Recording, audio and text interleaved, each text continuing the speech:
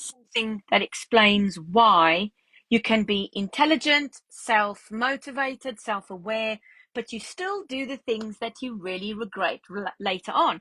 And it's not a discipline issue.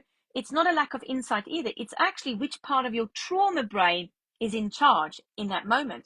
And when people struggle with emotional outbursts, shutdown, panic, overthinking, overwhelm, also impulsive reactions, they often tell me, but I know exactly what I should have done, but I just couldn't do it at the time. Now that sentence just sums everything up for me. The thinking part of the brain was there, but it was not in control. And that part of the brain is designed, the part of the brain that's designed to be in control is actually your prefrontal cortex. It sits right behind your forehead. It's responsible for decision making, emotional regulation, for impulse control, focus, thinking, the future. And it's the part of you that can pause, that can think things through, choose our words carefully, that are in line with our emotions, and then on other times it just doesn't work. But the prefrontal cortex doesn't always get it right. Now, when the brain perceives threat or stress or emotional danger, it'll shift to the amygdala, and it's the amygdala's job to survive. It reacts fast, it's emotional. Without discussion, it just does it. And it's priority, it's not logic, it's not protection.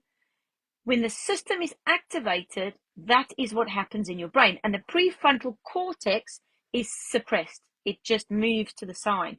And in those moments, calm thinking disappears, like your reaction takes over. And this becomes even more pronounced when someone has lived through trauma, when it's a prolonged period of stress. Trauma trains the brain to stay on high alert. The amygdala becomes overactive.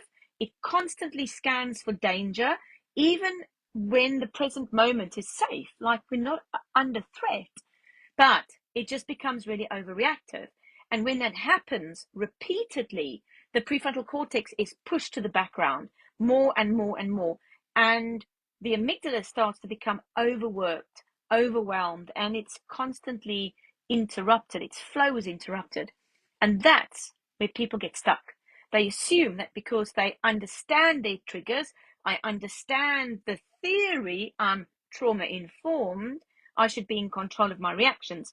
But insight lives in the prefrontal cortex, and regulation lives outside of that. You cannot think your way out of this reaction. The brain believes it's in constant threat. So this is why trauma recovery is not about forcing calm or trying harder to stay in control. Control is something that has to be created. It's something that has to be rebuilt. Now, rebuilding the prefrontal cortex means creating conditions where the brain no longer feels like it has to rely on this survival mechanism. It's got to happen through a structured, repeated process where the calm and the nervous system works together. It reduces the amygdala reactivity, and it gives the prefrontal cortex a role. It gives it a job again. So actually direction and task really matters. Small achievable tasks matter. Regulations matter. Repetition matters. The right stuff. And the brain learns through experiences, not explanations, not talking about what happened. It's got to relearn the process, just like it's learned all of your negativity, all of your negative processes. Now, you don't have to fix a broken brain. Nothing is broken. It's just the patterns that you've learned are really, really difficult. And you've trained your system to not be very effective for you. So we have to retrain it. Now, if this resonates with you and you need to retrain your nervous system, you need to retrain your brain, this isn't about having willpower. It isn't about showing up. It isn't about doing things bigger, harder, more. It's about doing it the right way in a processed approach that takes a period of time, and we do it with the right structure, the right tools, the right process. And when you follow that, it can absolutely be rebuilt.